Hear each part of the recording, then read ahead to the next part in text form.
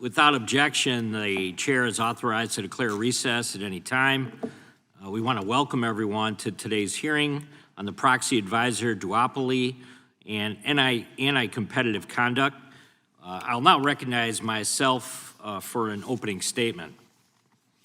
Today, we are here to examine a deeply concerning threat to our system of free enterprise and competitive markets, the foreign-owned proxy advisor duopoly.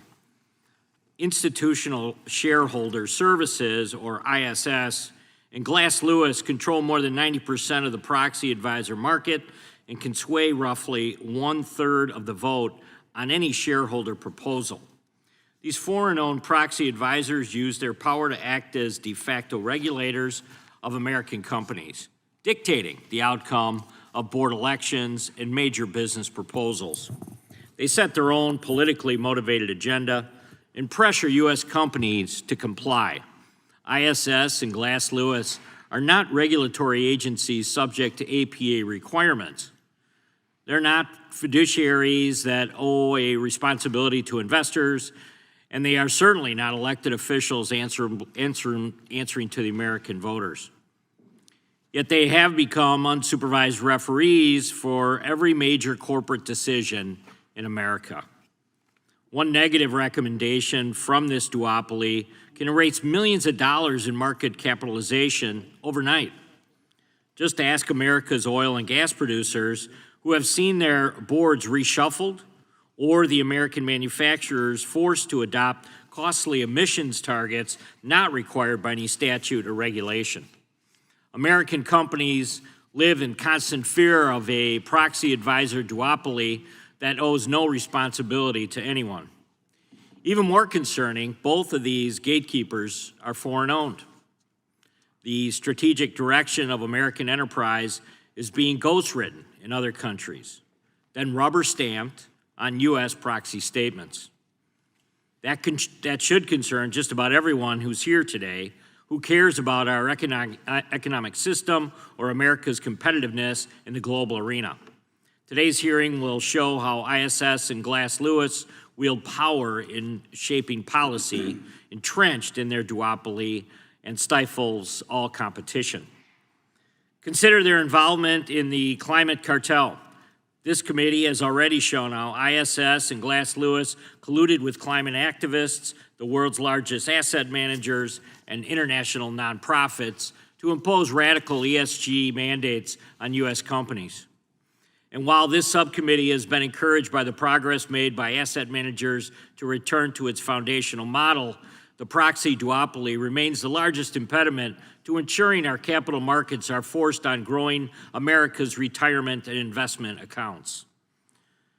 Through their recommendations, ISS and Glass Lewis pressure businesses to slash reliable energy production, adopt DEI quotas, and reroute capital away from lawful, profitable endeavors. This is not responsible corporate governance. It is policy making by proxy, and it is putting politics over profits. What is the cost of this activism? Higher prices for consumers, lower returns for retirees, and the distortion of American capitalism. And if that were not bad enough, ISS and Glass Lewis engage in a blatant conflict of interest, selling consulting services to the very companies they issue recommendation against and punishing the ones that refuse to pay. In a mafia-style shakedown, companies are forced to pay for the duopoly's consulting services at the risk of retaliation during the next proxy season. This is not objectivity or sound corporate governance. It is a coerced, pay-to-play system that harms businesses and investors alike. And how do the proxy advisors maintain their market power? They don't just issue voter recommendations. They control the very systems that investors use to vote. Though they're voting platforms, and through those, the ISS and Glass Lewis make sure most investors never see another advisor's recommendations before casting their vote.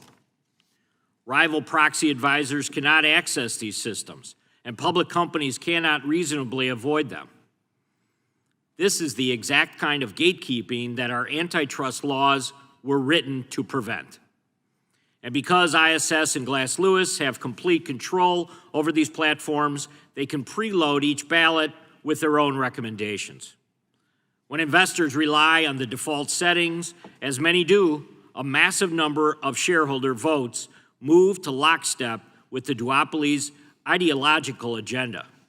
In practice, that means two private foreign entities can shift approximately 1/3 of the shareholder vote on any given proposal, and it works. In 2022, when the New York City Pension Fund filed a shareholder proposal requesting an audit of Starbucks labor practices, the duopoly lent its support, and the proposal passed with 52%. That same year, ISS and Glass Lewis supported a resolution requesting McDonald's conduct a third-party civil rights audit. That proposal was adopted as well. Congress cannot continue to allow foreign-owned proxy advisors to regulate the practices of American companies. And we certainly cannot allow them to continue strong-arming companies into purchasing their consulting services. That is why I have introduced the Stopping Proxy Advisors Racketeering Act, which would prevent these advisors from offering consulting services on the very recommendations that give them power. I would also encourage our competition authorities at the DOJ and the FTC to take note of this hearing, and consider focusing their attention and resources on studying the potential anti-competitiveness and the effects on this proxy and the effects of this proxy duopoly. Congress must make sure that American corporations answer to shareholders and the U.S. law, not foreign interests. Today's hearing is the first step towards doing just that. Our witnesses today have firsthand knowledge of how this system operates and the effects it has on American businesses. Mr. Sean Egan is the co-founder and president at Egan-Jones Rating Company. Egan-Jones is one of the few proxy advisor firms competing against this massive duopoly. Mr. Charles Crane is the managing vice president of policy at the National Association of Manufacturers. He represents American manufacturing firms that have experienced the harmful impacts of the proxy advisor duopoly. Mr. Caleb Griffin is an associate professor of law at the University of North Carolina Law School. He has done extensive scholarly work on the corporate governance, proxy advisors, and related systematic reforms. And I want to thank each witness for appearing before us today and look forward to your insights. I now recognize the ranking member, Mr. Nadler, for his opening statement. Thank you, Mr. Chairman, and thank you to our witnesses for being here today. Yet again, our Republican colleagues are pushing baseless allegations of antitrust violations at the expense of American consumers. Today's hearing alleges collusion between the two largest proxy advisors, consulting firms that provide analysis and recommendations to institutional investors, such as pension funds and employee benefit plans, on how to vote their shares at company shareholder meetings. The Republicans' theory that these two companies, Institutional Shareholder Services, or ISS, and Glass Lewis, work together to push ideological goals over financial reform. They allege that these proxy advisors advance socially liberal policies at the expense of their investors, their customers' return on investment, and their own businesses. But like so many of the flawed antitrust theories the Republicans have brought before this committee, it simply does not hold water. Proxy advisors are a vital tool for investors. While deep-pocketed companies or clients can do assessments of proxy materials in-house, retail investors and mutual funds rely on expert independent advice from large proxy firms like ISS and Glass Lewis. Proxy advisors inform their customers about the hundreds and sometimes thousands of complex proposals they may be called upon to consider, helping them to fully exercise their rights as shareholders of publicly traded companies. They do this by providing independent assessments of company proxy materials and shareholder proposals. Anyone in the financial services industry understands the value of trusted information. Customers pay ISS and Glass Lewis, and sometimes both companies, or even a third service, for independent assessments of company proxy materials and shareholder proposals. To be clear, No one is forcing these customers to pay for their services, and no investor is bound by their subscription to ISS or Glass Lewis to follow their recommendations. The fact that companies generally do follow their advice is a reflection of the hard work proxy advisors do to ensure that their recommendations are in line with the goals and values of their clients. They do not leverage their market power over their clients' independent determinations. If their customers do not like their information or their advice, they can stop subscribing to ISS or Glass Lewis at any time. And we should remember that it is the investor, not the proxy advisor, that casts the ultimate vote at shareholder meetings. Proxy advisors can be particularly beneficial to pension funds by allowing them to maximize returns for their beneficiaries by reallocating resources that would otherwise go to analyzing the vast quantity of shareholder proposals they face. Take New York, for example. As of 2018, it was the third largest public pension plan in the nation and held $207.4 billion in assets. These assets are overseen by the New York State Comptroller's Office and are held on behalf of more than 1 million members of the New York State and local retirement systems. The Comptroller's Office, like its counterparts in other states, takes advantage of proxy advisory services to be better informed about the companies in which they have invested public employees' funds. The majority's baseless attacks on the proxy advisor market may force New York's and other pension funds to expend unnecessary resources conducting their own shareholder analyses, which could undermine their ability to deliver strong returns for their beneficiaries. Once again, the majority has invented a flawed antitrust theory to justify its attacks on an industry it does not like.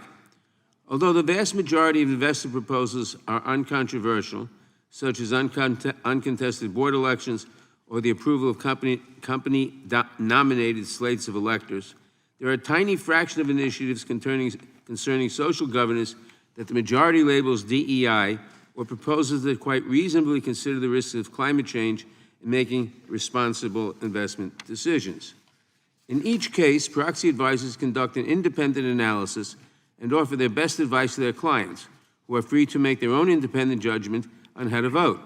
But Republicans do not like some of the recommendations that these two proxy advisors have made, and therefore, as has become commonplace in this committee, they have launched another unfounded antitrust investigation designed purely to intimidate and harass their opponents.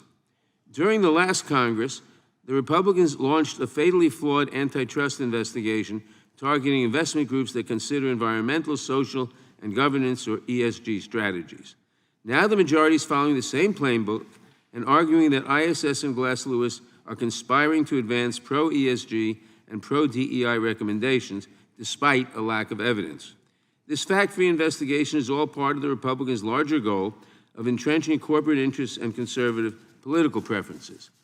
The Republicans' focus on alleged collusion between ISS and Glass Lewis not only furthers their culture war campaign, but also allows them to target and dilute shareholder rights that would otherwise threaten the interests of their corporate allies. The majority alleges collusion between ISS and Glass Lewis because they often issue similar recommendations. But this reflects incredibly shallow analysis. If you go to multiple doctors and they each diagnose you with cancer, that is not evidence of collusion. In this case, fair and impartial analyses of market conditions and best practices are yielding similar conclusions. There is nothing nefarious about this. Proxy advisory firms empower shareholders to exercise their own judgment and expertise. The market is working as it should, yet Republicans are trying to meddle in it for political purposes. I urge my colleagues to end this fishing expedition and to focus on the real issues our constituents face. I look forward to hearing from the witnesses, and I yield back. Gentleman yields back. I now recognize Chairman of the full committee, Mr. Jordan, for his opening statement. Thank you, Mr. Chairman. I want to thank our witnesses for being here today, and especially want to thank the chairman for the work he is doing on exposing this duopoly and what they've been up to. This is an important hearing, an important subject. With that, I yield back. Gentleman yields back. I now recognize the ranking member of the full committee, Mr. Raskin, for his opening statement. Mr. Chairman, thank you very much. Today's hearing is another installment in what I'm thinking of as a series of antitrust hearings.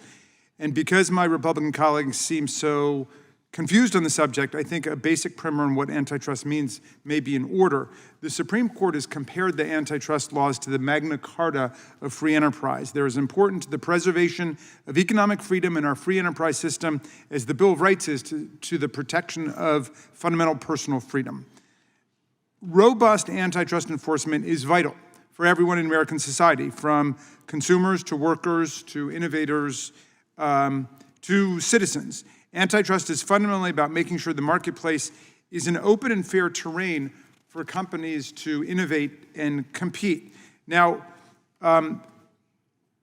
like Donald Trump, our GOP colleagues seem to think that antitrust is about Congress and the president picking business favorites to help and punishing business companies they disfavor. But that's got nothing to do with antitrust, free markets, or fair competition. That's just gangster state economics. That's how a business operates in authoritarian societies.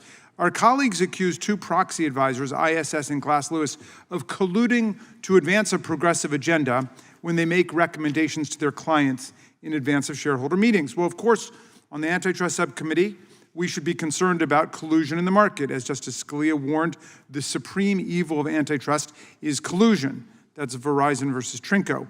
Collusion between competitors with the intent to fix pricing is per se illegal.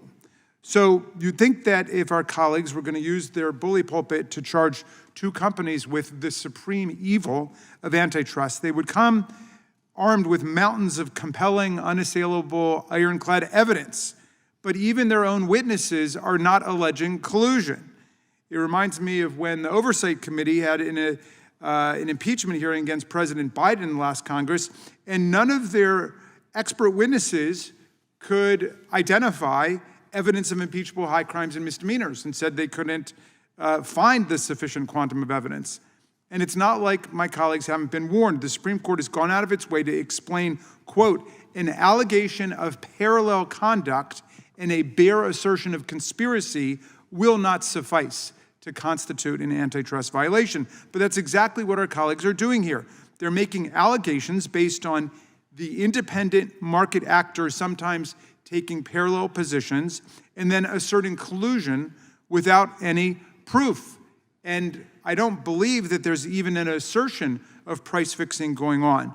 Now, you might chalk this up to just confusion about antitrust law and an innocent mistake, but our colleagues are using these allegations to intervene in and distort the market and to target ideas and actors they simply disfavor, they don't like. They did this last Congress by targeting carbon-conscious investors for daring to use their rights as shareholders to push oil companies to invest in renewable fuel and position these companies to be more competitive in the face of the pervasive threat of climate change, a global emergency that obviously will have a direct effect on the bottom line of fossil fuel companies. But now the majority wields this same empty theory of antitrust harm against proxy advisors. Why? Simply because these companies help shareholders, including those committed to responsible investing, maximize their rights as part owners of publicly traded companies. Antitrust collusion is now the all-purpose GOP name for any market activity or commercial or political speech that they disagree with. The proxy advisors are plainly responding to a marketplace demand. If they weren't, they wouldn't be in business. They are responding to the needs and the requests of their customers. There's an increased appetite among shareholders to invest responsibly. Some don't want to invest in businesses contributing to climate change or to gun violence. Some don't want to invest in companies doing business with Iran or Russia or other repressive countries. These investors, proxy advisors' clients, want to exercise their rights as shareholders to push for changes to corporate governance and policy in the companies where they own shares. They've got every right to do so. Proxy advisors like ISS and Glass Lewis go through hundreds and thousands of pages of proxy materials and give their customers their independent assessment of shareholder proposals, helping them decide whether to support or oppose them. Their only role is to provide information to their clients to enable them to exercise their rights. These companies have every right to issue their assessment of these proposals. It's protected as commercial speech, just as their clients have a shareholder right to propose, consider, and vote on them. And to be clear, the issues they're called to evaluate are not just progressive shareholder initiatives. True, my colleagues seem worked up about shareholder initiatives that call for things like an audit of child labor practices in the meatpacking industry or an assessment of working conditions in commercial warehouses that have an extraordinary rate of workplace injuries. But the exercise of shareholder rights is not and has never been a one-sided partisan exercise. Over the past several years, there's been record growth in shareholder proposals from conservative groups like the proposal at Disney to demand that the company sever its ties with the Human Rights Campaign and with different kinds of gay and lesbian policies. They've got every right to do that. That proposal failed, just like many progressive shareholder proposals fail. And even if it had succeeded, let me remind you that these proposals are entirely non-binding. They can give expression to shareholder concerns of the right, the left, or the center, but they can't force a company to do anything at all. So what's the real problem here? Why are we repeating a hearing that the Financial Services Committee just had at the end of April? Why are we concerning ourselves with supposed conflicts of interest when the SEC has already addressed them with rules proposed under Trump and kept under Biden? We're here because it seems the Trump administration doesn't seem to believe in allowing voters to be informed. Instead, they're making it harder for voters to learn about the issues and tougher for voters to cast their ballots, especially when they're likely to disagree with them. Shareholder rights, like citizen rights, are protected by law. This empty theory of antitrust harm infringes on the free market, on the rights of shareholders, and on the ability of shareholders to be informed about what companies are doing. Antitrust should not be used to censor political or commercial speech, to distort markets, or to disenfranchise shareholders. And this is censorship masquerading in the language of antitrust analysis. I thank my colleagues, and I yield back to you, Mr. Chairman. Mr. Chairman, The gentleman yields back. I have two unanimous consent requests. State your requests. Okay. I ask unanimous consent to enter into the record a summary provided by ESG Strategies Diligent, dated December 21st, 2023, which lists the new competitors expanding the proxy voting advice industry in the U.S., Egan-Jones Proxy Services, Siegel Marco Advisors, and Proxy Vote Plus. Without objection. Thank you. I have a second unanimous consent request. I ask unanimous consent to enter into the record an article from The Guardian titled, quote, Sustainable Corporations Perform Better Financially Report Finds, which finds that, quote, corporations that are actively managing and planning for climate change secure an 18% higher return on investment than companies that aren't, and 67% higher than companies who refuse to disclose their emissions, unquote. This puts to bed the tired and false talking point that sustainability and diversity-focused shareholder proposals hurt the savings of everyday people. Quite the opposite is true. Without objection. We'll now introduce today's witnesses. Mr. Sean Egan. Mr. Egan is co-founder, president, and CEO of Egan-Jones Company, a credit rating and proxy advisor firm.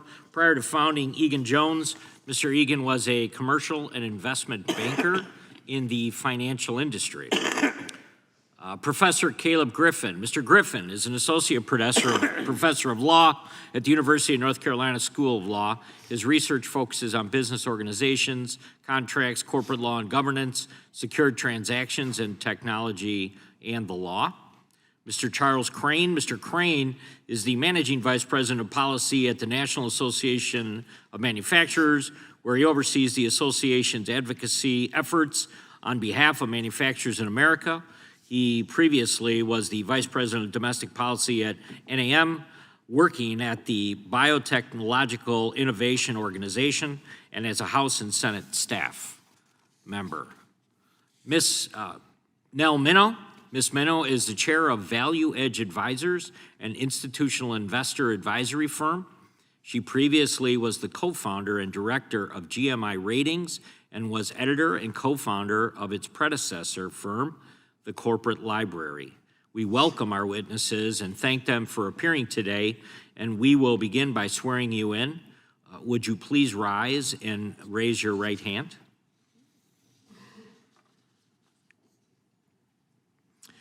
Do you swear or affirm under penalty of perjury that the testimony you are about to give is true and correct to the best of your knowledge, information, and belief, so help you God? Let the record reflect that the witnesses have answered in the affirmative. Thank you. You can please be seated. Please know that your written testimony will be entered into the record in its entirety. Accordingly, we ask that you summarize your testimony in 5 minutes. And Mr. Egan, you may begin. Chairman Fitzgerald, Ranking Member Nadler, and members of the subcommittee, thank you for the opportunity to testify today. I'm Sean Egan, co-founder and managing director of Egan Jones. Egan Jones has two primary businesses, a credit rating agency registered with the SEC and a proxy advisory business. I'm testifying today on behalf of the proxy advisory business. Egan Jones Proxy Services was established in 2002 and has become the leading independent proxy advisor. Unlike the other two major proxy advisory firms, Egan Jones does not offer corporate consulting services, which creates an unmanageable conflict of interest. In our opinion, disclosures and perceived firewalls do not sufficiently mitigate the inherent conflicts of interest. Additionally, unlike our foreign-owned competitors, Egan Jones Proxy Services is owned and operated in the United States. The U.S. capital markets are not well served by the duopoly of ISS and Glass Lewis, whose combined market share exceeds 90%. Our clients rely upon our recommendations for voting on corporate matters such as director elections, compensation, M&A, and other events. While we offer several methodologies, our fastest growing one is our wealth-focused approach. That is because Egan Jones believes the vast majority of investors are investing for savings and retirement. The policy is not board aligned because directors with poor impact on shareholder returns will be opposed. Policymakers should focus on legislative and regulatory proposals that bring competition to the marketplace by focusing on the following recommendations, which can be summarized as the 4 Ps. Number 1, platforms, make them neutral. Currently, ISS provides a voting platform that is used by the bulk of institutional investors. For years, Egan Jones has tried to be included widely in the platform with little success. The platform carries Egan Jones recommendations, but only if a client explicitly requests those recommendations. For all other potential customers, ISS hides Egan Jones as an option. Further, ISS refuses to provide critical information such as voting deadlines, making it difficult for us to service clients. Number 2, purse. No one can serve two masters. Proxy advisory firms should not provide corporations with governance, executive compensation, DEI, and ESG ratings, thereby creating an unmanageable conflict of interest. A wall between the businesses does not address the underlying conflict, as ratings or assessments from the consulting side are typically used by the proxy advisory side. Companies feel obligated to purchase consulting services from ISS and Glass Lewis so that they will receive better outcomes at the ballot box. Others view this as a shakedown. Number 3, policies. Expand access to alternative proxy advisory methodologies via voting choice platforms. Policymakers should continue encouraging these reforms so investors have greater choice. Number 4, practices. End robo-voting and other dubious practices. Shareholders' votes are critical to the proper functioning of the economy. Abdicating that responsibility should be disallowed. Examples of dubious practices including 1, always voting with management, or 2, voting in a manner that replicates the voting of other investors, which is also known as mirror voting. I commend Representative Fitzgerald's draft legislation, the Stopping Proxy Advisor Racketeering Act. The legislation would prohibit proxy advisory firms from offering consulting services. In conclusion, the 4 Ps make this market dysfunctional and impede competition. Number one, platform. ISS's platform is pervasive and access is restricted. Additionally, information needed for competing proxy advisors should be readily available. Two, purse. Charging corporations for consulting services creates an unmanageable conflict of interest. Three, policies. Expand access to alternative proxy advisors' methodologies via voting choice programs. And four, practices. End robo-voting and other dubious practices. These factors impede the market and make it more difficult for Americans to save for meaningful retirement. Thank you again for inviting me to testify. Thank you, Mr. Egan. Professor Griffin, you may begin. Chairman Fitzgerald, Ranking Member Nadler, Chair Jordan, Ranking Member Raskin, and distinguished members of the subcommittee, thank you very much for inviting me to testify this morning. Proxy advisory firms wield substantial influence over corporate governance, acting as pivotal intermediaries between publicly traded corporations and institutional investors. In our classic archetype of the corporation, shareholders possess both economic and voting rights. Today, however, investors often provide the monetary investment, while firm-level voting rights reside with another party. This introduces additional complexity into the governance process. How can intermediaries vote such a large number of shares, and how do we ensure that they possess strong incentives to vote them well? Proxy advisors have become the de facto answer to the former question, and I would suggest that we have yet to adequately solve the latter. Owners have strong incentives to care about the governance impact of various policies because it is their own money on the line, but this simply isn't true for many intermediaries. Proxy advisors, in particular, do not capture any of the gains or suffer any of the losses from share price movements. They are effectively insulated from the consequences of their governance decisions, either good or bad.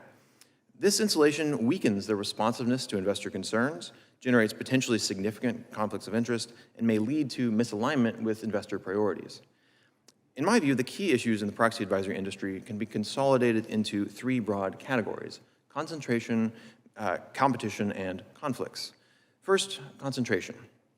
As others have noted, just two firms, Institutional Shareholder Services and Glass Lewis, control roughly 90% of the market for proxy advisory services. This essentially duopolistic structure significantly limits the range of governance opinions available to investors, and it may generate biases or amplify inaccuracies, potentially diminishing the health of our capital markets. Moreover, the concentrated nature of the proxy advisory industry enhances the influence of the major proxy advisory firms over firm-level voting outcomes. Research has suggested that ISS and Glass Lewis hold considerable sway over institutional investors' voting behavior. For instance, equity plan proposals, uncontested director elections, and proxy contests receive 17%, 18%, and 73% more votes in favor, respectively, when supported by ISS. Likewise, a favorable recommendation from Glass Lewis generates 16% more support for say-on-pay votes, 12% more for equity plan proposals, and 64% more for proxy contest ballot items. Second, the proxy advisory industry would significantly benefit from enhanced competition. A key point here is that it is not only the number of meaningful competitors that may be deficient, but also the nature of that competition. Currently, proxy advisors often cater to the needs and preferences of intermediary agents rather than those of the actual investors and beneficiaries whose retirements are at stake. Third, and perhaps most critically, proxy advisors suffer from important conflicts of interest. For instance, both ISS and Glass Lewis offer certain consulting services whereby they advise clients on governance issues and subsequently influence voting outcomes on those very issues. Thus, major proxy advisors may occupy multiple roles, playing both the part of advisor and arbiter. For example, consider governance decisions related to executive compensation. ISS issues voting recommendations on thousands of say-on-pay votes that occur every year. Research suggests that a negative recommendation from ISS on say-on-pay proposals is associated with a 25% lower rate of support overall, an impact that, in the words of one scholar, is indicative of strong influence over shareholder votes. Companies seeking to garner a favorable recommendation from ISS may be motivated to purchase a service that it calls executive compensation solutions. For an undisclosed fee, companies can consult with a compensation expert to design, monitor, and communicate executive pay programs.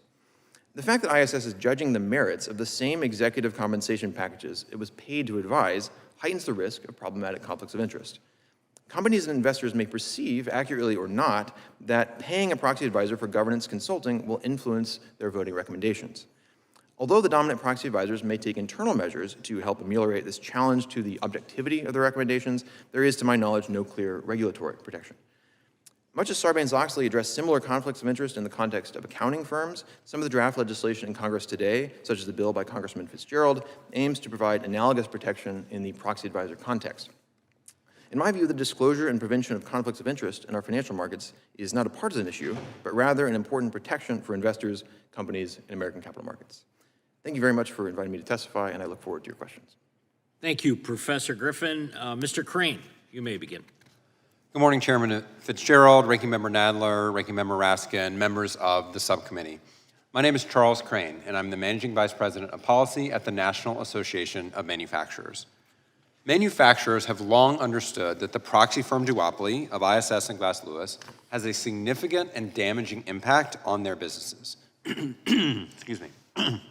Proxy firms' outsized influence dictates corporate decisions, and it distracts from the long-term best interests of Main Street shareholders. And yet these firms remain stubbornly unregulated. ISS and Glass Lewis have cornered the market on proxy voting advice, and they have not been shy about using their market position to create a feedback loop of power and influence at the expense of investors saving for a new home, a child's education, or a secure retirement. Let's start with the facts of this duopoly. ISS and Glass Lewis together control 97% of the proxy advice market. This dominant position insulates the firms from accountability, to the point where the two market players, as has been discussed, have significant conflicts of interest and are widely recognized as offering error-filled, opaque, and one-size-fits-all advice, and yet they still enjoy market dominance. In other words, when two entities run the show, they can run it however they please, and everyday people are the ones who pay the price. Bolstering this power are the firm's voting platforms. Now, these platforms do provide a legitimately useful service. They connect institutional investors to the back end of the proxy voting system. But ISS and Glass Lewis use their proxy voting platforms to push their clients towards their proxy voting research and recommendations. They'll even pre-fill the platform with their preferred votes and then robo-vote an investor's shares on their behalf. This system, which would be virtually impossible for a new market entrant to replicate, leverages the utility of these platforms to push clients towards their voting recommendations. Now, let's turn to those voting recommendations themselves. First and foremost, these recommendations are powerful. ISS and Glass Lewis can swing the outcome of shareholder votes, meaning they effectively set corporate governance standards for the entire market. This usurps the authority of corporate boards and of the SEC, and it ensures that investors need to hire proxy firms and that companies need to pay them. Further, proxy firms' recommendations are both complicated and opaque. This effectively forces companies to purchase those consulting services to understand the firm's complex methodologies. And proxy firm standards appear designed to increase their own market power, often at the expense of companies and shareholders. Take, for example, proxy firms' insistence on annual say-on-pay votes, when Congress has made explicitly clear that annual votes are not required. Who benefits from forcing annual votes more than ISS and Glass Lewis, who will be paid to provide voting recommendations for each and every one of these votes across thousands of public companies every single year? Similarly, on some issues, the proxy firms require companies to meet a supermajority vote threshold to avoid a future negative recommendation. The easiest way to fail to meet that threshold, of course, is to have ISS or Glass Lewis recommend against the company. So, a negative vote recommendation can depress shareholder support, which in turn leads to more negative vote recommendation, which further depress shareholder support on more issues and more nominees and on and on and on. And all the while, the company, manufacturers across the country, are being pitched by proxy firms' consulting services to just pay up and avoid this costly and self-perpetuating cycle. These complicated fact patterns keep emerging because proxy firms operate with conflicts of interest baked into their business models.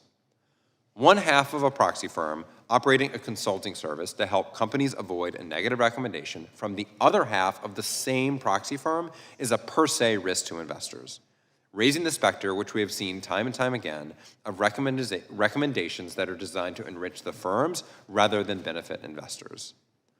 That's why manufacturers support Chairman Fitzgerald's legislation to prevent proxy firms from offering supposedly neutral proxy voting advice if they have a conflict of interest poisoning their objectivity.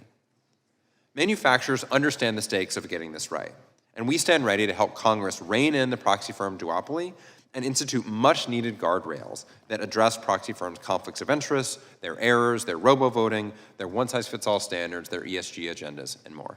Thank you. Gentleman yields back. Ms. Minow, you are now recognized for 5 minutes. Thank you very much, and thanks to the committee for including me.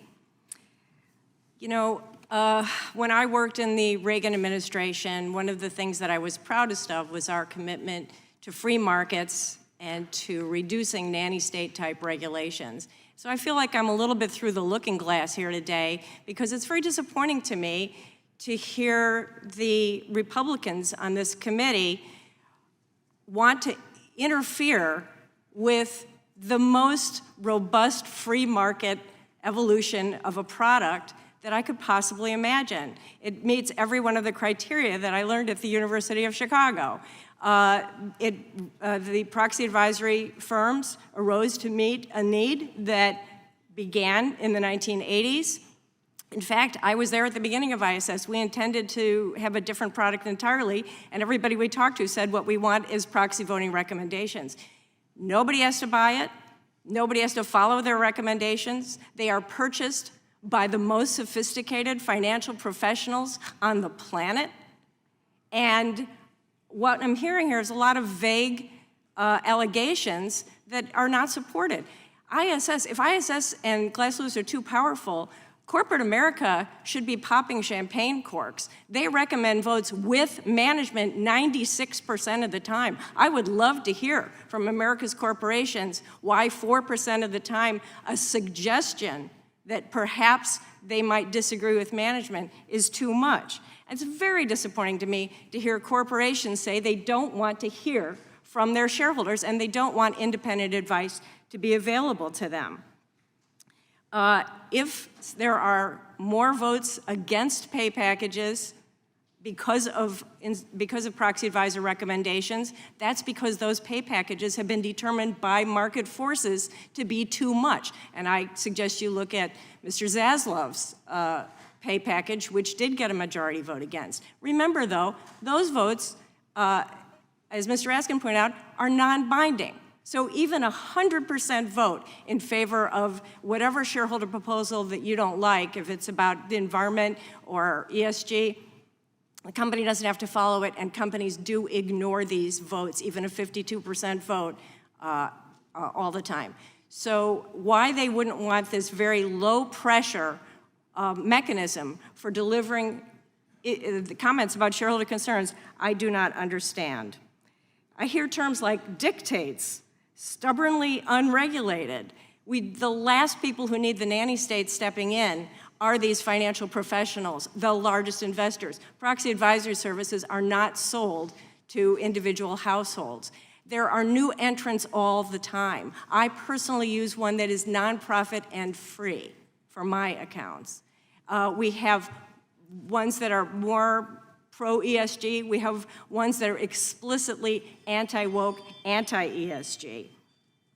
Public corporations are currently devoting enormous amounts of money and effort, and I might say creativity, to coming up with ways to cut off shareholder oversight, including restricting the sole sources of independent research on matters presented to them for their approval. Really, the worst you can come up with is that they want to review pay annually instead of every 3 years. Congress gave shareholders the right to choose whether they wanted to look at, say, on pay annually or every 3 years. They choose annually, and ISS doesn't get paid by the vote. It's more work for them for the same pay. That is just completely wrong. So I strongly urge this committee to allow the free market to operate. Thank you very much. Thank you very much. I'll now proceed under the 5-minute rule with questions. The gentlewoman from Mr. Chairman, White. I have a unanimous consent request. Gentleman's recognized. Can we hold some of these till the end, I guess? Okay, after this one. Okay, go ahead.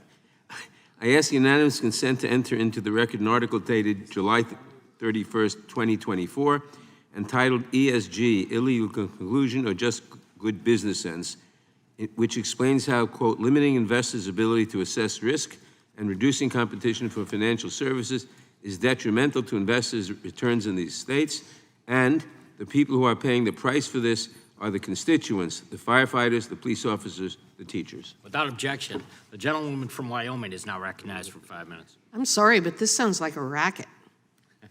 I mean, I can just hear that. That's a nice company you have there. It'd be a tragedy if something happened to it. Wow. About 70% of publicly traded equity shares are held by institutional investors rather than individuals. ISS and Glass Lewis control at least 90% of the proxy advisor market, exerting influence over $20 trillion in investor assets. Glass Lewis is owned by 2 Canadian financial institutions and ISS by a German corporation, yet together they dictate votes for most of America's publicly traded companies. Mr. Egan, should foreign-owned businesses hold that kind of power and control over U.S. companies? Thank you very much for the question. In our opinion, for capital markets to work properly, you need a diversity of views.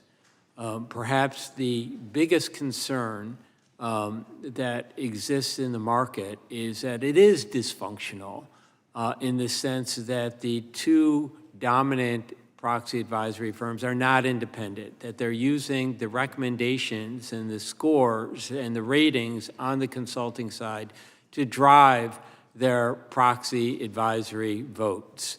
If they charge nothing for their proxy advisory services and basically using a monopoly on one area, that is with the platforms, to extend to the other area, they would be just fine. So there's relatively little competition because there's blockage, and those 4 items that I had mentioned really should be examined to keep the markets competitive.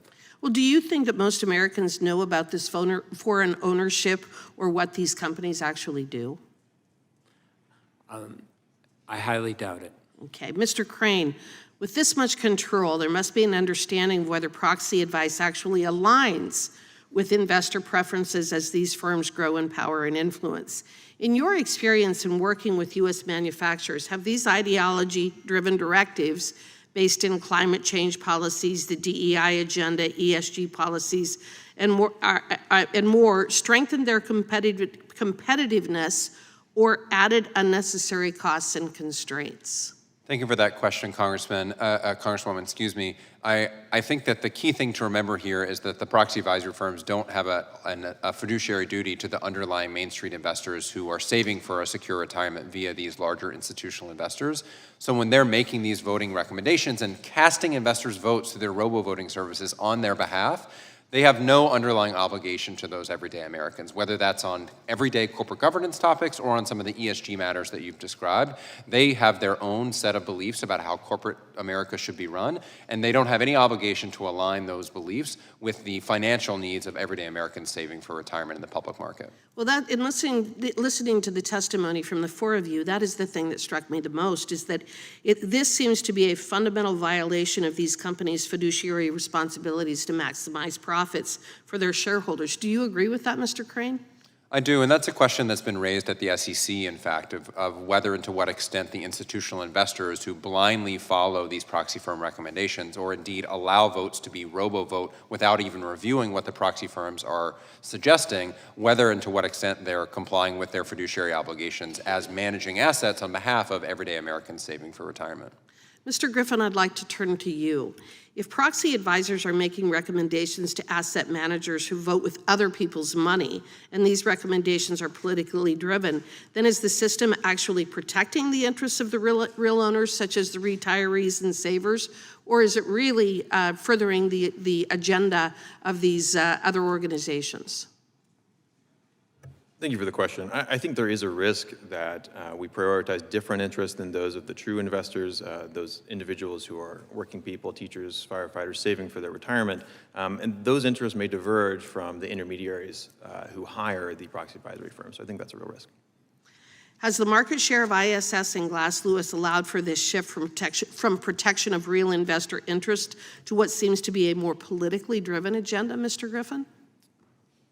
That's certainly possible. I think that the market concentration and market power that they have has created essentially put them in a quasi-regulatory role in some ways, allowing them to determine things like financial materiality standards, standards for director independence, and effective voting thresholds for board response to shareholder proposals. So, Well, thank you, gentlemen, and Ms. Minow for being here today. I ask a unanimous consent to introduce into the record a document entitled The Conflicted Role of Proxy Advisors from May 2018. Without objection, gentlewoman yields back. Thank you. The ranking member is now recognized for 5 minutes. Thank you, Mr. Chairman. Ms. Minow, you worked in the DOJ's Antitrust Division. Is there any evidence that ISS and Glass Lewis are colluding? There is none. Is there any evidence that they are fixing prices? There is no evidence of that. Is there any evidence that they are blocking new entrants? No, there are new entrants all the time, as I mentioned, including 2 nonprofits and 2, one started by Vivek Ramaswamy, that are explicitly anti-woke. Typically, when competitors collude, they do so to raise prices. The majority, however, is alleging that ISS and Glass Lewis are colluding to push ESG and DEI agendas. But at the same time, the majority is arguing that ESG and DEI issues are detrimental to the companies that their clients are invested in. If both things are true, wouldn't this collusion mean that investors are getting bad advice from proxy advisors and that therefore the investors would be incentivized to change providers?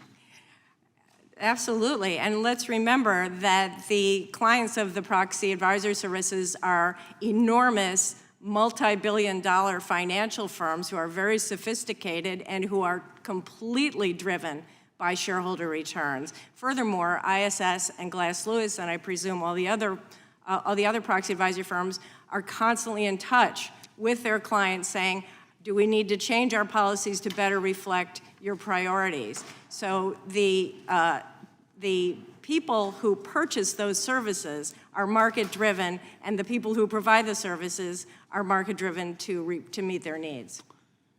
Thank you. And are there competitors that these investors could turn to, but we are not seeing a retreat from these firms? Isn't that correct? That's right. You know, if Sean's firm wants to compete with ISS and Glass Lewis, he should probably try to produce a better product. And what I really don't understand is why he thinks he has a right to the platform that they built with their time, with their energy, with their expertise. It would be like my saying, I'd like to send my packages through Amazon trucks because they've got this great infrastructure.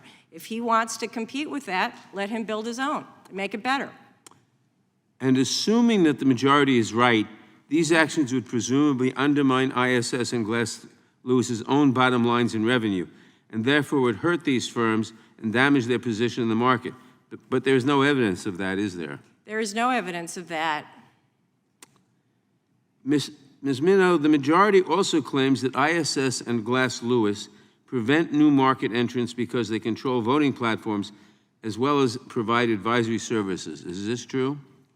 No, they develop their own platforms, just as if you want to log into your account on the bank, at a bank or a brokerage house, they created their own platforms, and anyone else can create theirs as well.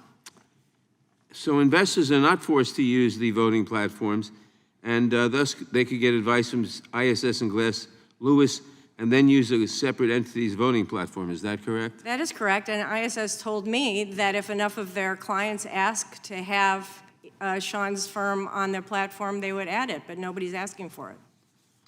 Thank you. This hearing is yet another example of my colleagues across the aisle weaponizing an empty theory of antitrust harm to come after free speech and the exercise of shareholders' rights simply because they disagree with the content of that speech and the exercise of those rights. It's a dangerous use of this committee's power, and I urge my colleagues to reconsider, and I yield to the ranking member of the full committee. Thank you very much, Mr. Nadler.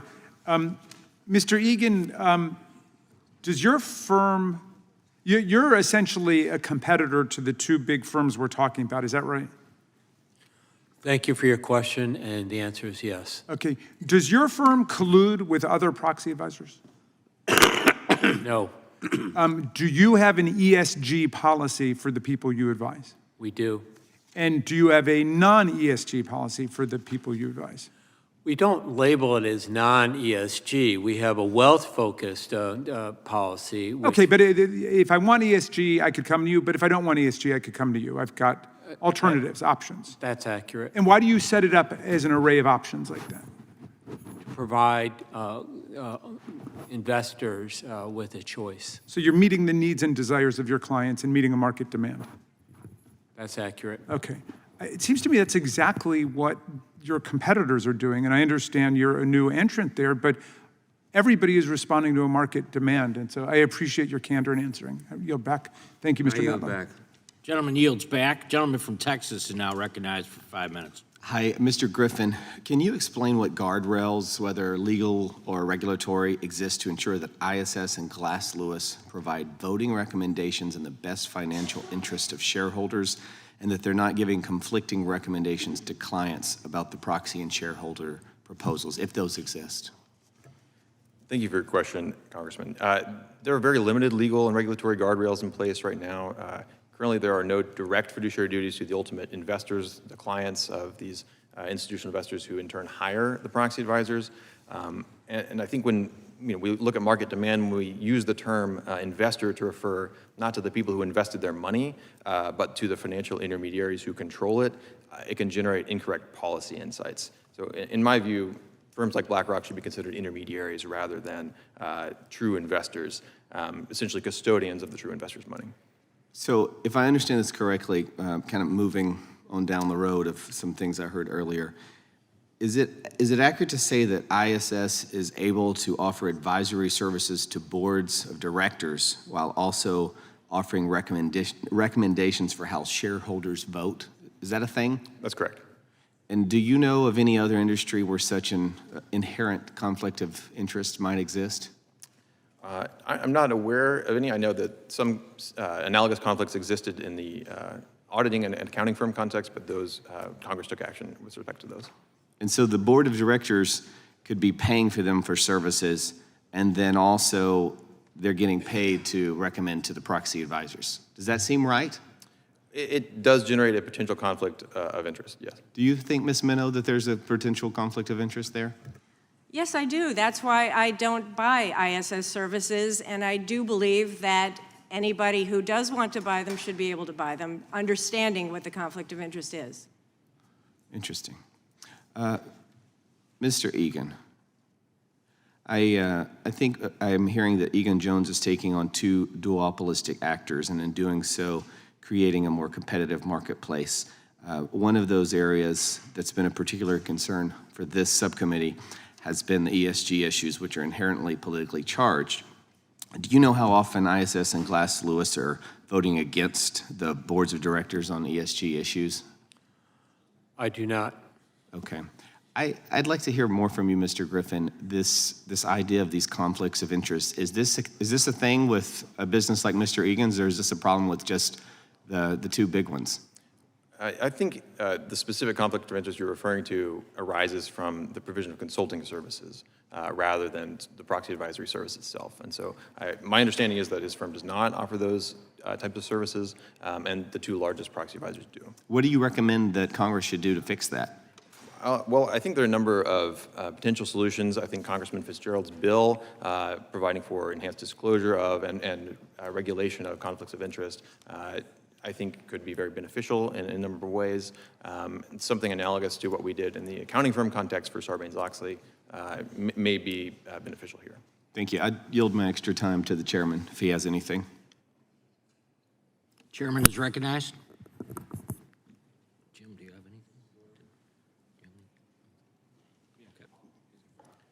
anything? Okay. Yeah, we'll, okay. I'll recognize the ranking member for 5 minutes. Okay, thank you very much, Mr. Chairman. And I'm very new to this whole field, but one thing I've learned about the proxy service community is that it is one that favors alliteration. So we have platforms, purses, proxies, practices, concentration, competition, and conflicts of interest. But even though they're both P and C words, I didn't really hear anything about collusion or price fixing. which leads me to believe that the fact that we're in the antitrust subcommittee today and we're talking about antitrust is really the use of a metaphor here. I don't know, I mean, perhaps Ms. Minow, you can correct me. Did you hear any allegations of an actual antitrust violation from any of your fellow witnesses? I did not. Okay, so but I heard a lot about conflicts of interest, and just to be clear about this, is a conflict of interest an antitrust collusion? No. Okay, so a conflict of interest is not an antitrust violation. I understand that the whole question of conflict of interest within this proxy service community is something that is heavily discussed and contested within the Securities and Exchange Commission and within our colleagues on the Financial Service Committee. Am I right about that? Do you know about that, the conflict of interest? Well, perhaps I can come to you, Mr. Crane. You're using antitrust here as a metaphor, the way sometimes people say the Democrats and the Republicans are a duopoly. They control 90% or 95% of the votes. They control the House and the Senate. And sometimes, actually, that duopoly engages in unconstitutional practices, like in Maryland, if I want to run for office, I just need one signature. If I want to run as an independent, not as a Democrat or Republican, I need 87,000 signatures. And so, although it's not an antitrust violation, strictly speaking, that metaphor helps to understand why there's a First Amendment problem there, or an equal protection one. But you're just using antitrust as a metaphor. Am I right? Just help me understand. It's not a gotcha question. I'm trying to figure out what we're doing here. Yeah, I think it's a fair question. From manufacturers' perspective, they certainly feel the effects of this duopoly. I obviously defer to the distinguished members of the subcommittee about whether and to what extent it's officially an antitrust violation, but certainly manufacturers have experienced the effects of the market power that these firms yield. All right, well, all right, let's talk about conflicts of interest then. Mr. Egan, your firm was actually charged with misrepresentations by the SEC. Was it in 2008 or 2009? Is that right? We have been in NRS Row for a number of years. We've been in the business as a rating firm for over 30 years. There's been a number of regulatory actions. All right, well, let me just speed ahead because I've got so little time. In 2022, you were charged with a conflict of interest. Is that right? Egan Jones and myself personally reached a settlement order on the rating side with our regulator in 2022. In 2022, okay. But you were not charged with antitrust violations then. You were just charged with a conflict of interest, and you settled that with SEC, is that right? We reached a settlement in 2022 with our regulator. All right. Ms. Minow, do you know whether ISS has been charged with a conflict of interest by the SEC? They have not. Well, and what about the other one, Glass Lewis? I don't believe they have. I certainly haven't read anything about it. I know that there have been discussions about it, but as I said, that is really for their customers to judge whether that affects their ability to provide independent research or not. Okay. Look, if proxy advisors, or the duopolies they're calling them, are so omnipotent, and they're allegedly colluding to advance so-called progressive proposals against corporations, why do the vast majority of the recommendations actually align with the management view? I would think that this duopoly is much more in service of the corporate state viewed from the right or the left. Isn't that right? 96% of their recommendations are to vote with management on matters like unopposed board members. So we're having an antitrust hearing about whether two firms out of many firms that are operating for-profit and not-for-profit that advise companies voluntarily who want to come and become their customers about how to vote in shareholder proposals that are non-binding are engaged in an antitrust conspiracy. It just blows my mind. You mentioned one, though, where I don't know where the companies were on this, but Zaslav's salary was rejected. It was a $51.9 million salary, and the shareholders voted that was too much money in Disney, and the board dropped the salary by $16 million. So what's wrong with that? That's exactly how markets are supposed to work, and I would just say that— How did the proxy advisors go on that one? Gentlemen. They recommended a vote against, as did all of the financial press. I mean, it's objectively too much money for that CEO, and yet the company still can't ignore it if they want. Gentleman's time has expired. The gentleman from North Carolina is now recognized for 5 minutes. Thank you, Mr. Chairman, and thank all of you on the panel for your testimony today. Mr. Crane, from my understanding of your testimony, your organizations argued that proxy advisors should give companies an opportunity to provide feedback on vote recommendations and to let shareholders see the dialogue prior to a vote. There was a 2020 rule from the Securities and Exchange Commission that did expand transparency in this way, although such requirements were later revised and also struck down by the courts. In your view, was this rule effective at all in improving the proxy advisor ecosystem? Thank you for that question, Congressman. We certainly believe that that rule would have been effective at enhancing the degree of transparency and reliable, accurate information that investors could rely on.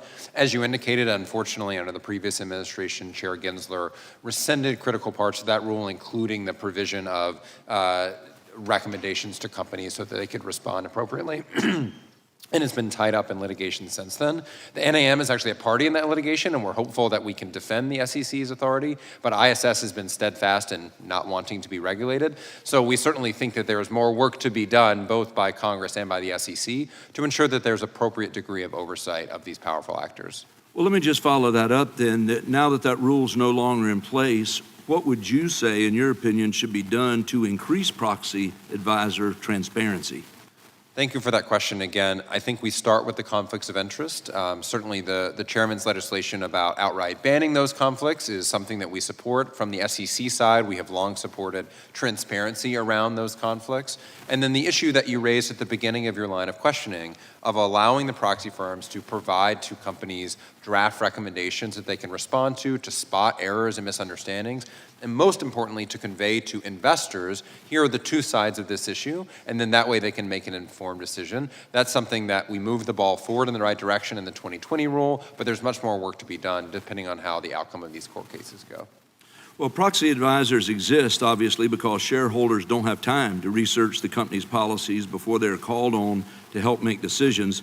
So how do you think having access to more information would be helpful? Essentially, if shareholders don't look at that information, how would it improve the proxy advisor's work product? I think it's critically important that shareholders have access to all the information they need to make an informed decision. Unfortunately, under the status quo, we often see that proxy advisors robo-vote investors' shares before even reading the proxy firm's recommendation, to say nothing of a potential corporate response to that recommendation. So we really are starting behind the eight ball here in terms of investor understanding of these issues and transparency into them. And so there's much more work that needs to be done to ensure that investors have the information that they need to make an informed decision. Okay, well, thank you very much. Mr. Griffin, when Americans invest in funds and companies, these entities have a fiduciary responsibility to act in the best interest of their investors. Unfortunately, ISS and Glass Lewis have worked together to push companies to implement ESG agendas. Does pushing recommendations, Mr. Griffin, that favor ESG reflect the preferences of everyday Americans who are affected by these decisions?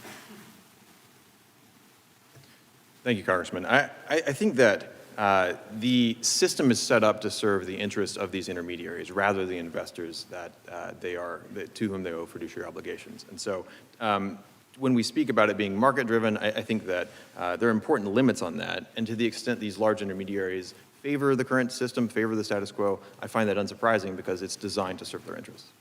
And in your opinion, what would be the most effective way to help ensure proxy advisors are serving the interest of the American investors and consumers? I think there are a number of excellent proposals throughout some of the bills in Congress today. I think conflicts of interest are a particularly ripe area for looking at, just to ensure the objectivity and neutrality of the recommendations that proxy advisors provide. Thank you. Thank you very much. And Mr. Egan, you mentioned in your written testimony that unlike your foreign-owned competitors, Egan-Jones Proxy Services is owned and operated in the United States.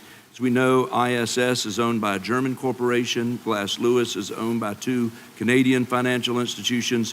What are the concerns surrounding the fact that the two leading providers of proxy vote guidance in the United States are based abroad? Could you expand on that? Yes, and thank you for the question. In my opinion, the structure of this industry needs attention. The reason why I say that is because it's very easy for regulators to push on regulated entities without anybody's knowing about it, without any rules, without any regulations. In the case of one of our competitors, ISS, is owned by Deutsche Börse.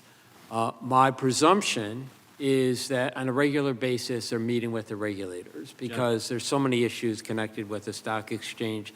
Therefore, those regulators, Gentlemen. it might have a completely different view than what's in the United States for what constitutes Gentlemen. protecting value. Thank you. Gentlemen's time has expired. Gentleman from Illinois is now recognized for 5 minutes. Thank you, Chairman Fitzgerald. I heard some very interesting descriptive language at the beginning of the hearing, and I want to ask Ms. Minow 3 quick yes or no questions, hopefully.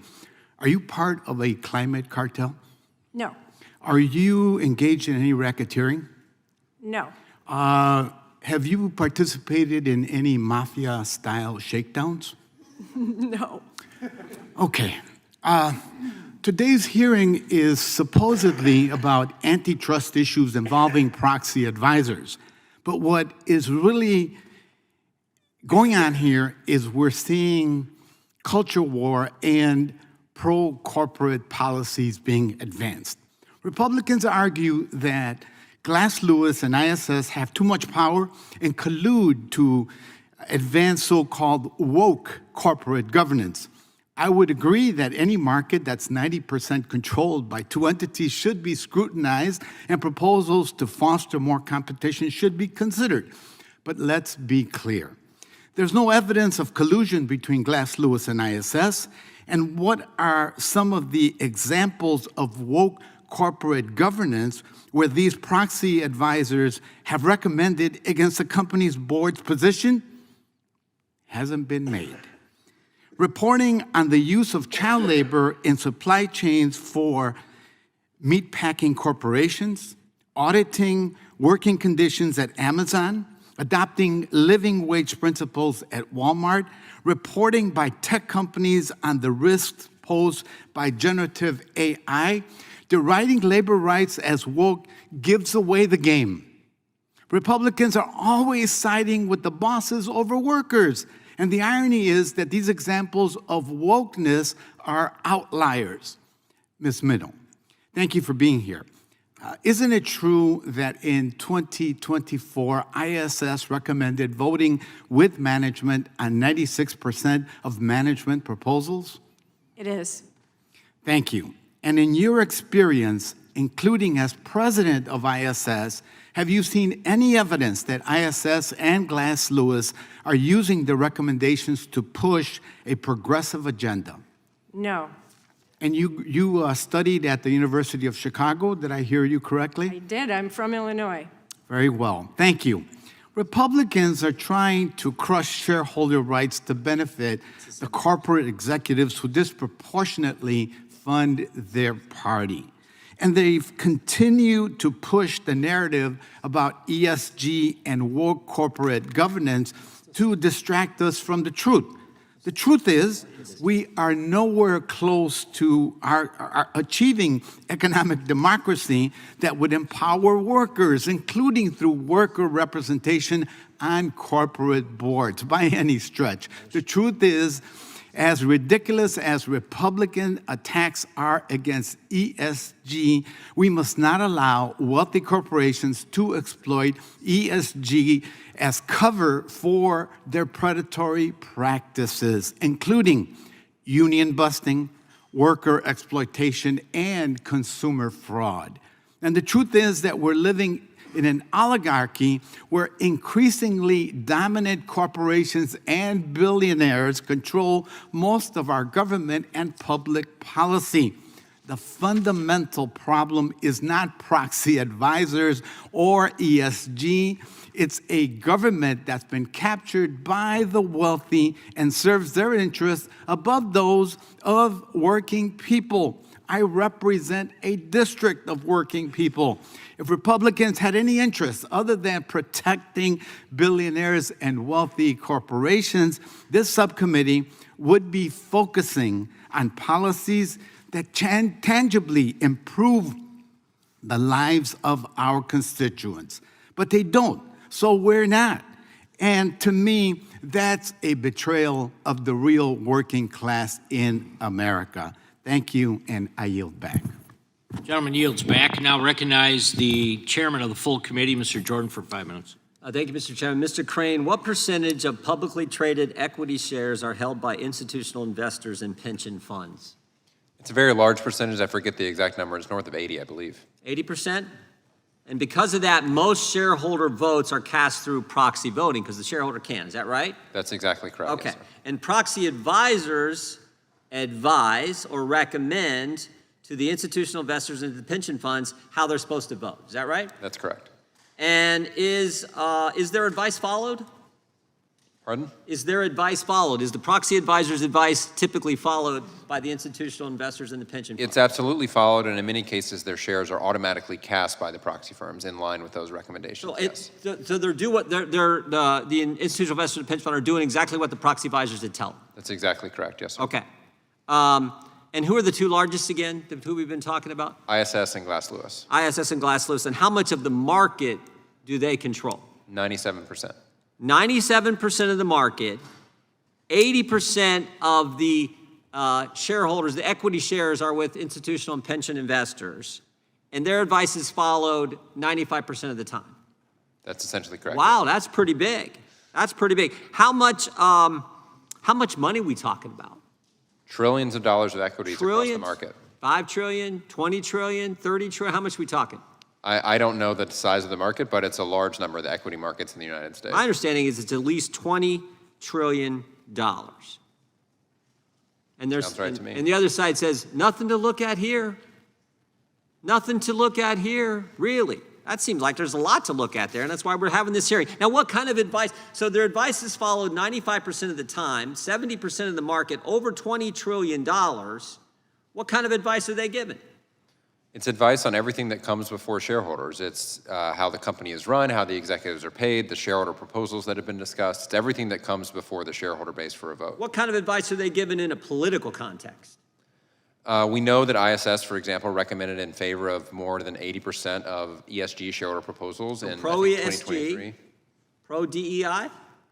As a general rule, yes. Not 100% of the time, but yes, as a general rule. Vast majority of the time? I would say yes. Okay, so kind of leaning to the left, right? I think that's probably a fair characterization. Their advice is followed 95% of the time. They have 90% of the market. 70% are they're given advice to, and it's always, almost always, left wing. I think that's a fair characterization, yes. Is that how you see it, Mr. Egan? I have no reason for disagreeing with that. What about you, Mr. Griffin? I think that while it varies by year, and we've seen sort of swings with somewhat mirroring the political election cycle, Is that an accurate picture? Is that an accurate overall. framework? Overall. Okay. Now, but that's not the end of it, is it? Because it's even worse. Because this duopoly not only offers proxy advisor services, but consulting services as well. That's exactly right. Okay. So you can go consult with them before they give you the recommendations that are always followed. And if you don't consult with them, they might give you recommendations that in many ways harm the company and therefore harm the shareholders. Is that right, Mr. Crane? It is, and we've seen that when companies get negative recommendations from the advice side, they'll immediately get a solicitation from the consulting side saying, hey, wouldn't you really like to have us help you out next year to avoid those negative recommendations from our friends down the hallway? Yeah. Pretty concerning fact pattern. Will you pay the protection money? Will you pay the shakedown? Exactly. Holy cow, such a deal. Such a deal. And Ms. Minow was part of it all when she worked at ISS, is that right? The question wasn't for you, it's for Mr. Crane. I understand that, but he doesn't know the answer, and I do.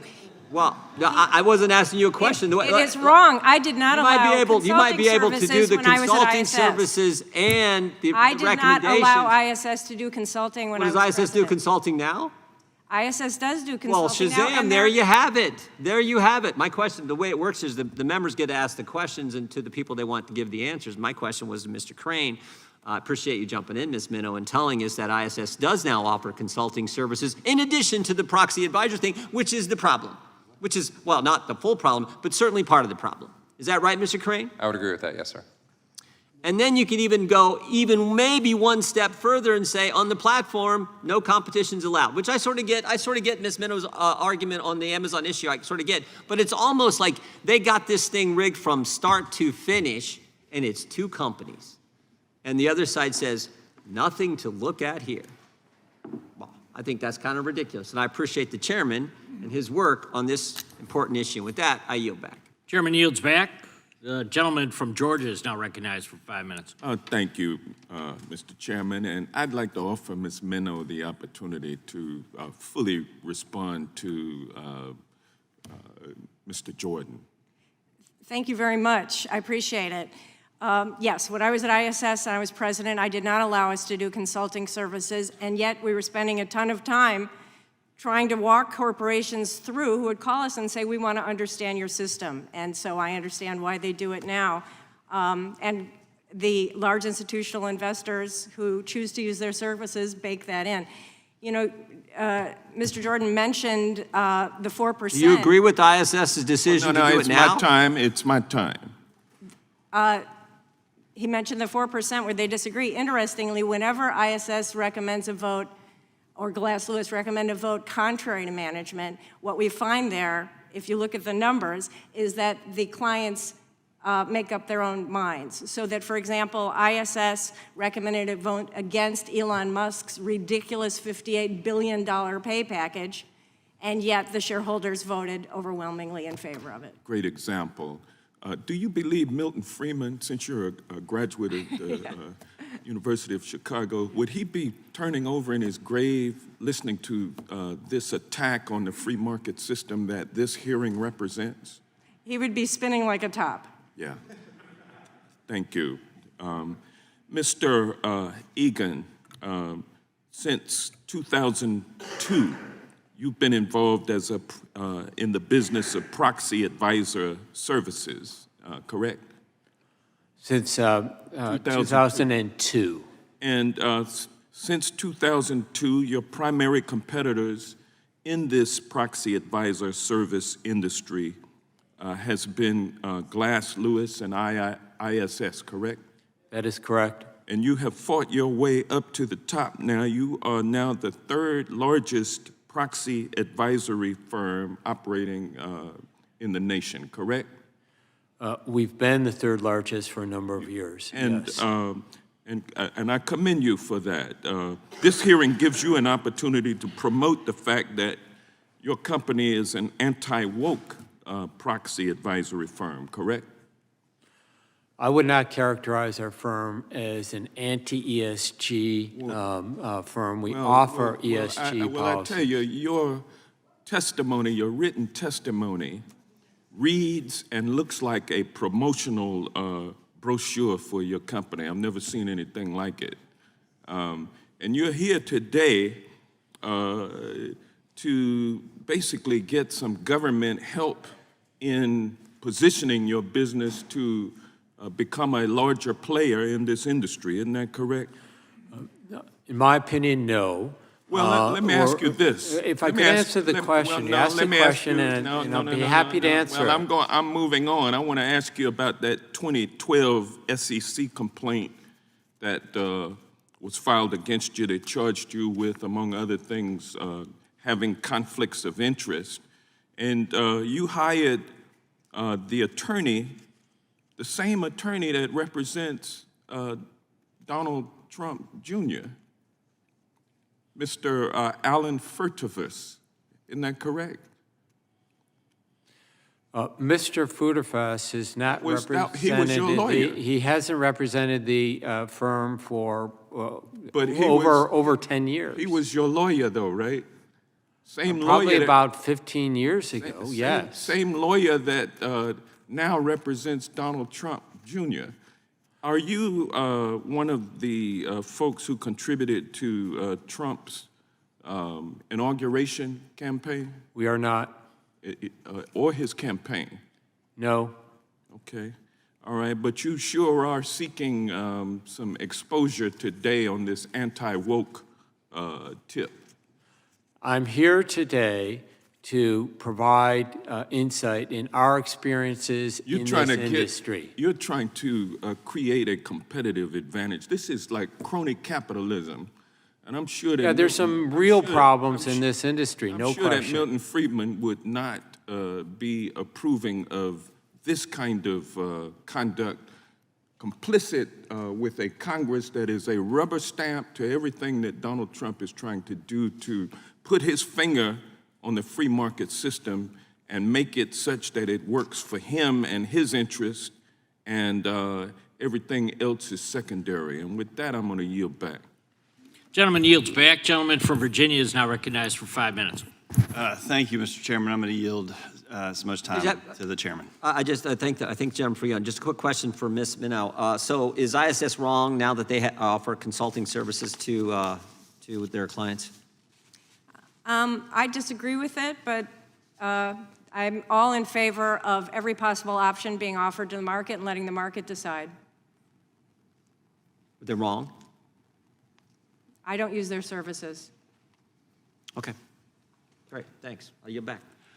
Thank you. I want to restate what the gentlelady from Wyoming started her questioning with. Sounds like a racket to me. And Mr. Griffin, ISS and Glass Lewis's 90% plus market share clearly suggest a violation of Section 1 or Section 2 of the Sherman Act. Would you agree?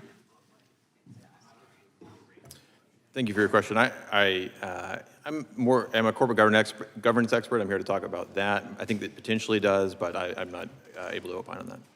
Would DOJ or FTC scrutiny be justified based on historical enforcement standards?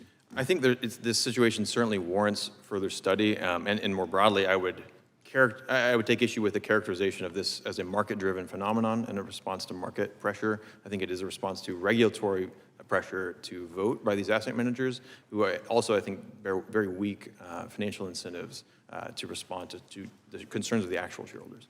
It is pretty clear. The absence of fiduciary responsibility paired with high market concentration supports a case for closer antitrust scrutiny or regulatory intervention.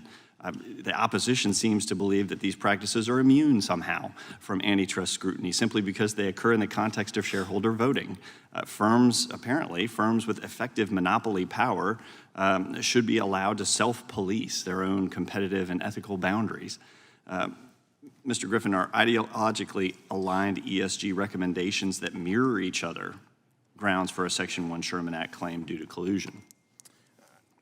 I think that it may merit investigation. I think broadly that these asset managers are not incentivized to serve interests beyond those of the intermediary clients that they possess. In particular, they bear very weak ties to the actual investors. Does offering consulting services to the same firms you issue proxy recommendations for meet the legal threshold for monopoly leveraging? It may be an important example of the market power they wield, and there may be a cross-subsidy essentially between their consulting services and their advisory businesses. Mr. Crane, how have ESG-driven voting recommendations affected your members' costs and operations? Manufacturers are focused on growing their business, delivering return for shareholders, creating jobs for American people in every state and every congressional district. And so to the extent that they're distracted from that critically important mission to support the U.S. economy, to respond to activist proposals on the proxy ballot or to the agendas of proxy advisory firms, that's a distraction from the ultimate goal that I think we would all want to support, which is that driving the American economy and creating manufacturing jobs. Have your members reported feeling pressure to purchase consulting services from these proxy firms? They absolutely have. It's a relatively common fact pattern that you'll receive a negative vote recommendation and then soon thereafter receive solicitations from the consulting service side of the business asking if you would like to subscribe to avoid negative recommendations in the future and to structure your policies in line with what ISS and or Glass Lewis want so that you avoid negative recommendations in the future. There's absolutely that degree of pressure. If this type of dual role conflict is done by credit rating agencies or financial auditors, wouldn't it be just as unacceptable for it to be happening in those areas as well? And Congress has stepped in those regards, and the SEC did in this case, and unfortunately that rule has been held up in court for the last 5 years and not been allowed to take effect.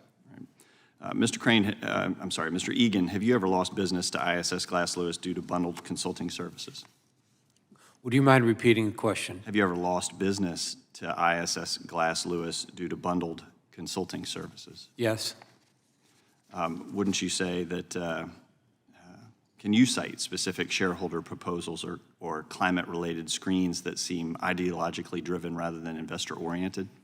Well, we see those regularly, but regarding losing business, bear in mind that they can charge nothing on the proxy advisory business and pick up compensation on the other side of the business and maintain their preferential position. Wow. Which is crazy when you think about it. Yep, that sounds like a scam to me. I yield back. Gentleman yields back. Gentleman from California is now recognized for 5 minutes. Thank you, Mr. Chairman. So many good questions have been asked, and I'm going to try and close some of them together for a moment.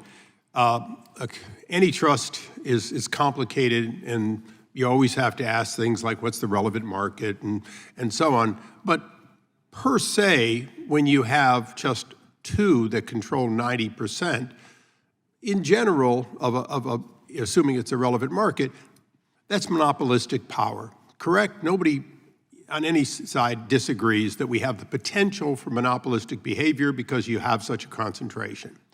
Now, in monopolies, the most common thing that we look at is tie-ins. One product being leveraged by another. Is there anybody here that doesn't see that at least in the abstract, there appears to be a tie-in when the two companies controlling 90% of a market also have a product that is, in fact, could be independent, could be spun off, but isn't because it's a tied-in product? Okay, so after all this time of not necessarily all agreeing, we've got agreement on those two, which means that we have per se monopolistic power, we have a tie-in, and now what we're trying to discover is, have they used that tie-in? And Mr. Egan, I'm gonna push the envelope of this body by reminding people of Godfather 1. And in Godfather 1, when the Corleone's representative goes out to California and he's talking about the things that could go bad, like union problems and so on, and that the Godfather would be very appreciative if he'd just give this man a part in his movie, and then those problems wouldn't exist. And he gets thrown out. And then there wasn't a union strike, but there is a response. In your experience, have you seen that that's essentially what's happening? You're being told by others, hey, you know, if you hire these guys, things go better. And when you don't, you end up with an adverse proxy situation. Isn't that sort of what happens? It's not quite the Godfather. There's not actually a horse in your bed, but in fact, you do see bad things happen when you don't hire them and less bad things when you do. I can't disagree with that. In fact, no one disagrees with The Godfather. It's just... It's one of my favorite movies. Okay, I will open this up at some risk and say, if that's the case, then shouldn't we and agencies of the federal government in general be looking at a breakup of that power to create a tie? And isn't that what we're really here on both sides of the aisle, hopefully, looking and thinking we should consider, each of you? Mr. Egan. Yeah, absolutely. This market, it has become dysfunctional, okay, from our perspective, that you have two companies, particularly one company, ISS, controlling the platform with consulting, and then also the proxy advisory work. When we have been hired by a major institutional investor and we're relying on ISS to get information so we can conduct our business, we're not getting that information. That information, as I mentioned in my oral testimony, was when the proxy due date is. If we don't have that, it's very, very difficult. And they've said, hey, listen, we're a distributor here. We're not going to give you that information. We've been impeded. okay? And as I've said before, they can charge nothing on their proxy advisory service and more than make it up on their consulting service. That's why we call it a tie-in. Absolutely, and this notion of just because it's a free market, everything is fine, well, with almost every single monopoly or duopoly situation, it started off as a free market, and then it became dysfunctional. Mr. Kane, you represent so many of manufacturers who are just trying to compete. They seldom, if ever, have a 90% or a 45 times 2 market share. And isn't it true that one of the biggest impediments to their being competitive is when the sources that they want to buy their products, subcomponents from, have, if you will, a lock on the market of 90% between 2 vendors? Isn't that by definition what it makes the people you represent unable to deliver a product? Is even if they're a diverse group, if they're buying from one of 2 vendors, they get to pay a lot more, correct? That's correct. Thank you. I yield back. Gentleman yields back. This concludes today's hearing. We thank our witnesses for appearing before the committee today without objection. All members will have 5 legislative days to submit additional written questions for the witnesses or additional materials for the record. Without objection,